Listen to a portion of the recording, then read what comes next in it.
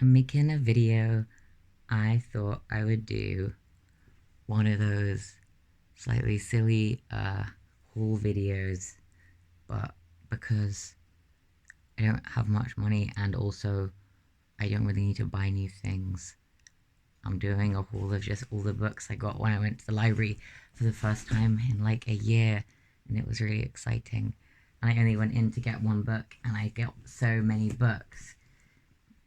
Um, I'm gonna dig through and find the book that I meant to get, which was this one, which was the selected and last poems of This is the thing when you get a poet and you're like, you have a cool name, and I'm gonna butcher it because Keslo Milos. This guy, I really like his poetry, but I'm very, very new to it, and I thought I would actually just pick up a proper book of it. So, The Excursion to the Forest. The trees so huge you can't see treetops. The setting sun fixes a rosy flame on every tree, as on a candlestick, and tiny people walk a path below. Let us raise our heads, hold hands, so that we don't lose our way in the tangled grass. The night has begun to put seals on the flowers. Colour after colour is flowering down the sky, and there above a feast. Jugs of gold, red wine is being poured in aspen copper, and an airborne coach carries gifts for the invisible kings or for the bears. I'm very excited to read some more of this. I read I saw one of his poems online, and it really inspired me. I just sat down and write like a tiny little chapter for my book, and I was like, you know what, if one little bit can make me that excited to write, then I'm sure lots can. I'm gonna grab another book from here. What's this one? Ooh, this is The Seasons, as heard on Radio 4's Poetry Please. And it's the nation's most treasured nature poems, so it's an anthology of nature poems. So we've got all sorts. Let's try page 13. Let's try some Wendy Cope. The Christmas Life. If you don't have a real tree, you don't bring the Christmas life into the house. Josephine McKinnon, aged 8. Bring in a tree, a young Norwegian spruce. Bring hyacinths that rooted in the cold. Bring winter jasmine as its buds unfold. Bring the Christmas life into this house. Bring red and green and gold. Bring things that shine. Bring candlesticks and music, food and wine. Bring your memories of Christmas past. Bring in your tears for all that you have lost. Bring in the shepherd boy, the ox and ass. Bring in the stillness of an icy night. Bring in a birth of hope and love and light. Bring in the Christmas life into this house. It's really sweet, and like you have these sections, and like the last section is summer. So let's see if I can find. Oh, this is lovely. Edward Thomas. Addlestrop. Yes, I remember Addlestrop, the name, because one afternoon of heat that express train drew up there, unwontedly. It was late June. The steam hissed. Someone cleared his throat. No one left and no one came on this bare platform.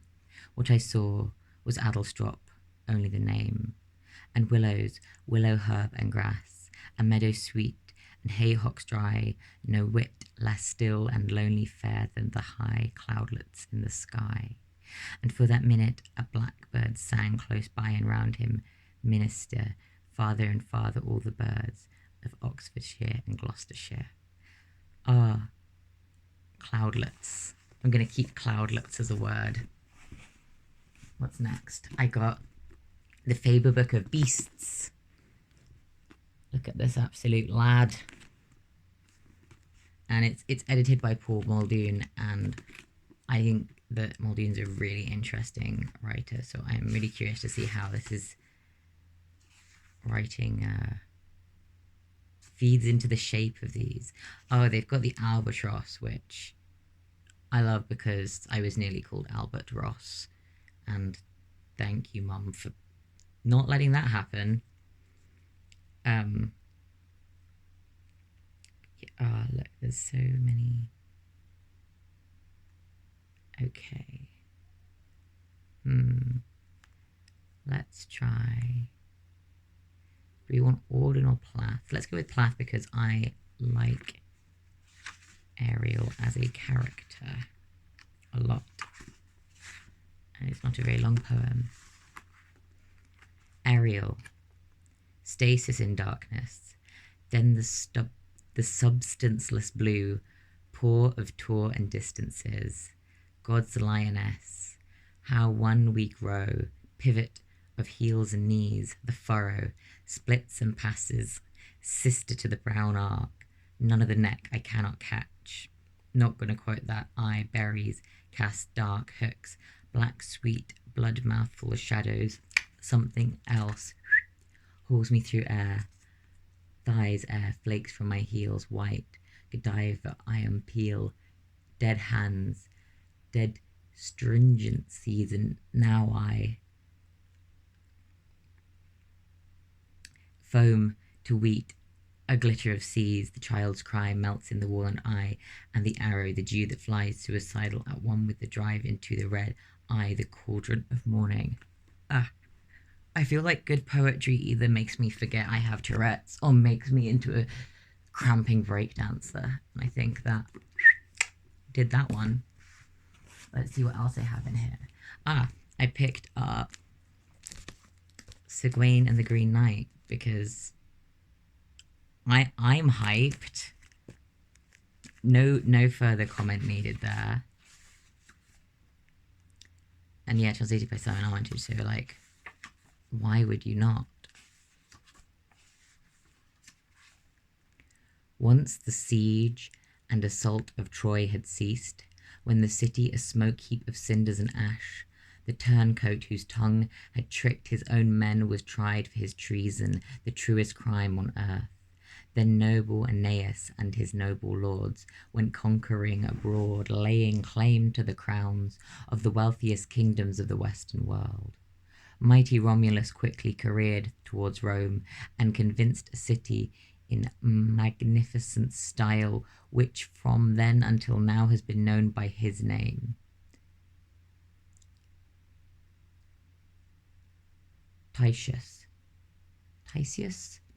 constructed downships in Tuscany, and Langobard did likewise, building homes in Lombardy, and further afield over the sea of France on Britain's broad hilltops, Felix Brutus made his stand, and wonder, dread, and war have lingered in that land, where loss and love in turn have held the upper hand.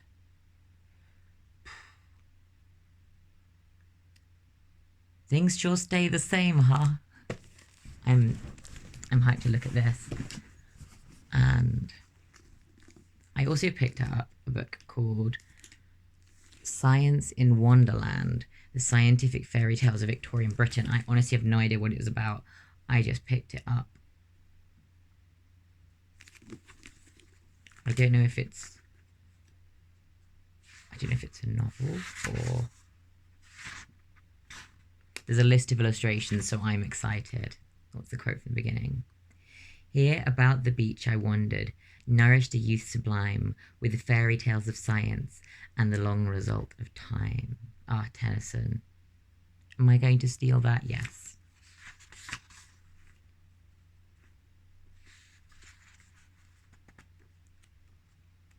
It appears to be... Oh, wow. Look at that work of corsetry. Excellent. Oh, I'm excited to read this.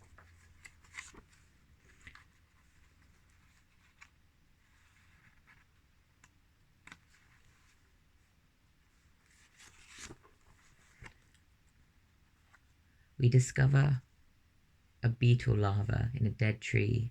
With great effort it is secured in a collecting case. It, however, bursts the ends out, and another method has to be adopted. Insects were also lassoed with fishing wire, bitten by dogs, forced to be pushed through windows, or even converted into carriagemen who sprang into the phaeton and drove off without us. Such active devotion to the natural, historical cause was all-consuming. The sisters would often sneak out early, stay up all night watching a chrysalis hatch, or make daring night expeditions, all in capitals. This understandably had an adverse effect on some of their other pursuits, often to the annoyance of those trying to teach them. We explained to a series of daily governesses that we would rather study entomology than arithmetic, but none of them were interested in beetles, and all of them persisted in setting us sums. Oh, the ongoing struggle. Little water break.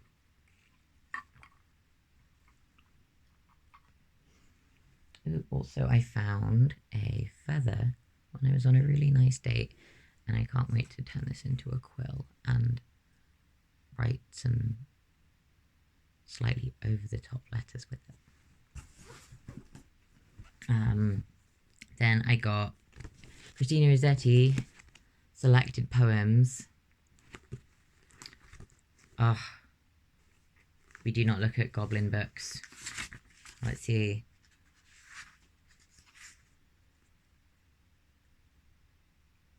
Should we just go straight to Sappho? Why not? Let's stay on brand. Page 6. Nice and short. Well, it would have to be. If you don't write about Sappho in fragments, you're writing about somebody else. I sigh at day dawn, and I sigh. When the dull day is passing by, I sigh at evening, and again. I sigh when night brings sleep to men. Oh, it were better far to die than thus for evermore and sigh, and in death's dreamless sleep to be, unconsciousness that none weep for me. I read that wrong. I was like, that all sounds wrong. It was unconscious that none weep for me, eased from my weight of heaviness, forgetful of forgetfulness, resting from pain and care and sorrow, through the long night that knows no morrow, living unloved to die unknown, unwept, untended, and alone.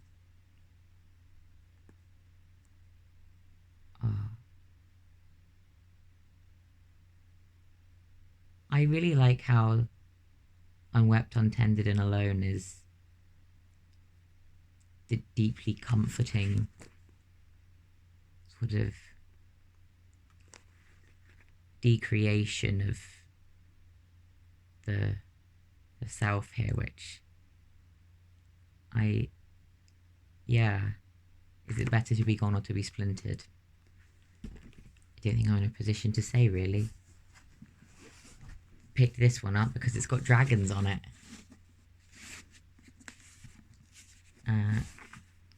It's The Jabberwocky by Lewis Carroll.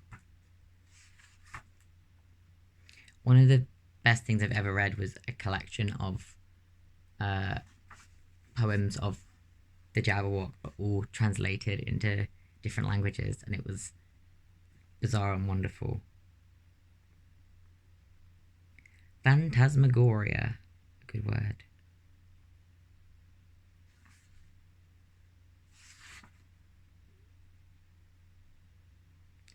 Poems for Friends. I like Friends. Let's look there.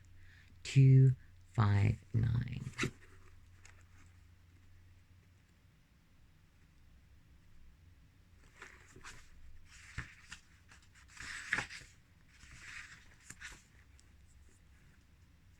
Solutions to riddles and hidden names will be found in the notes! Exclamation mark. Excellent.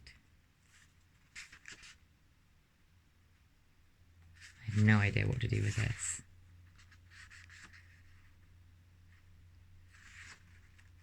Oh, I'd have to do all the voices. I'm very overwhelmed. Okay, this is a nice little one. Dreamland. When midnight mists are creeping, and all the land is sleeping, around me tread the mighty dead, and slowly pass away. Lo, warriors, saints, and sages, from out the vast ages, with solemn pace and reverend face appear and pass away. The blaze of noonday splendor, the twilight soft and tender, may charm the eye, yet they shall die, and pass away. But here, in dreamland's centre, no spoiler's hand may enter. These visions fair, this radiance rare, shall never pass away. I see the shadows falling, the forms of old recalling. Around me tread the mighty dead and slowly pass away. But what I'd like about that poem is it's one where you don't have to think about reading it. It's almost like I'm not processing the reading of the words. I'm just experiencing them. It feels like I know them, but I don't. I think that's probably what reading is quite a lot like, people who aren't dyslexic a lot of the time. But a poem with a predictable, but not predictable, a rhythm that wants you to play the game with it, and a rhyme scheme means it's like following a map. You don't know what the place is going to look like, but you have an idea how you're getting there, which I enjoy. And I've saved this one for last because isn't it beautiful? Look at this. I saw there was a little bee on it and I wanted it immediately. And then I had a proper look at it and it's a delight. The golden treasury of English verse. It is golden. Oh, it's so pretty.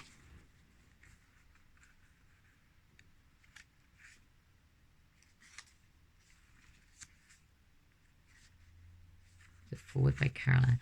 Oh, and the paper. Okay, it's gold on here, and the paper, it sort of feels like what is it? A dictionary.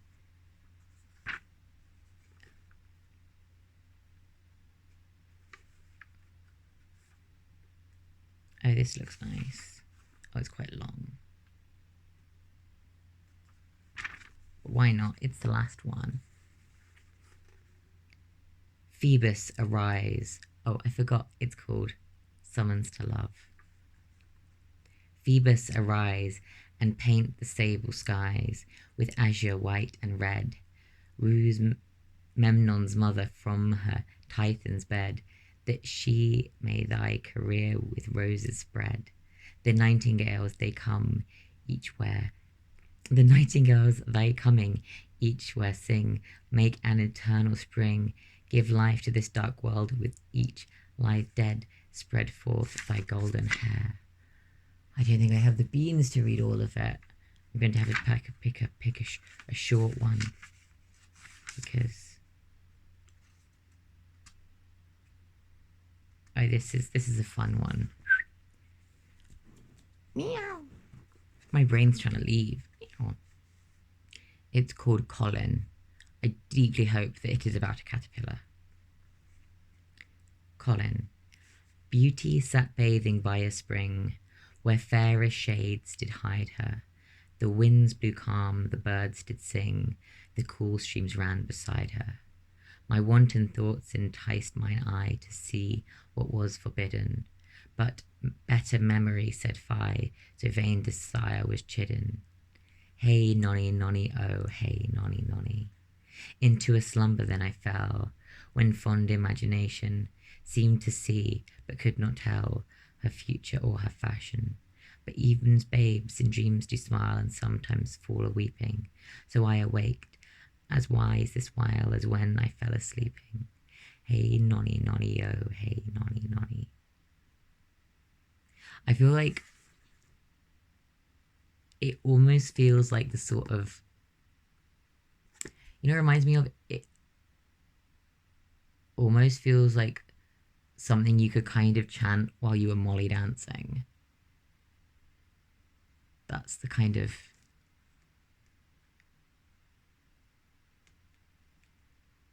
yeah, it feels very, I think when people say lyrical when they're talking about poems, to mean musical, or like rhythmic to mean it has a very specific structure. But I think what this has is it's got energy, it's got a beat. Like I can hear this next to an accordion, Or maybe a fiddle. Something made a noise. I said that just as I turned a page. You know what? Here we go. Let's do a sea dirge. One of my favourites. Full fathom 5, thy father lies. Of his bones are coral made, those are pearls that were his eyes. Nothing of him that doth fade, but doth suffer a sea change into something rich and strange. Sea nymphs hourly ring his knell, hark, now I hear them, ding dong bell.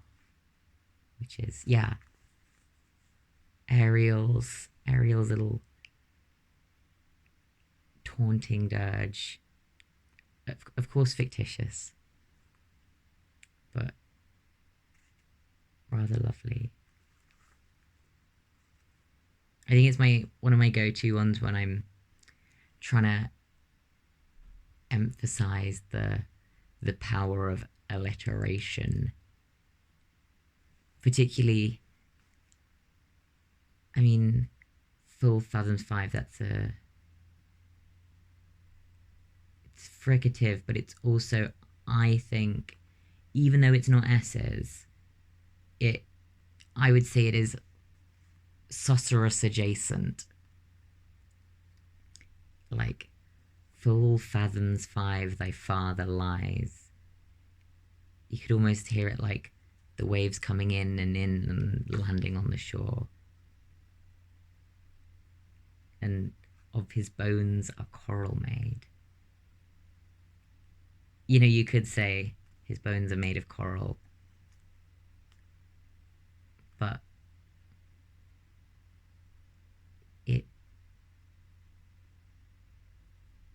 it changes the word made into both. It's made as in that is what they are made of, but made as an action, as the making, as the process becomes the last thing we land on, and it's sort of like this is still happening. That, yeah, and I mean nothing of him that doth fade, but doth suffer a sea change, which is exactly what, yeah, it's saying. It just is exciting. The kind of horror of somehow died is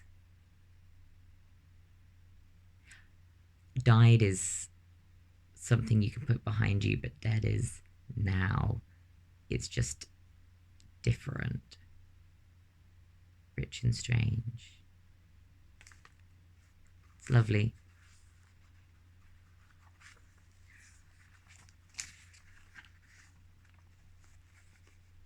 All thoughts, all passions, all delights, whatever stirs this mortal frame, are all but ministers of love, and feed his sacred flame. Ooh, who's this? Oh, it goes on for a while, but it's very nice. Ah, Coleridge, of course. And then we have some Byron. Oh, talk not to me of a name great in story. The days of our youth are the days of our glory, and the myrtle and ivy of sweet 22 are worth all your laurels, though ever so plenty. What are garlands and crowns to the brow that is wrinkled? 'Tis but as a dead flower with May dew besprinkled. Then away with all such from the head of this hoary. What care I for the wreaths that can only give glory? I don't know that I agree. I've got a little forehead wrinkle now, mostly from always looking a little bit alarmed, which I think is why people ask me if I'm lost a lot. But in my experience, men who write poetry about aging and death are actually writing poetry to someone who they want to sleep with a little bit faster than they think is currently going to happen. And I don't think we should use existential dread as a way to get into someone's pants. I just think it's a turn off. It's a lovely little book. It's really nice. And I'm very enamored with the bees. So that was my haul from the library. I also got a book of crochet patterns, and I, of course, looked at all of them and then decided to follow none of them, but I'm using them as inspiration because I don't want to look at numbers. And that was my library haul.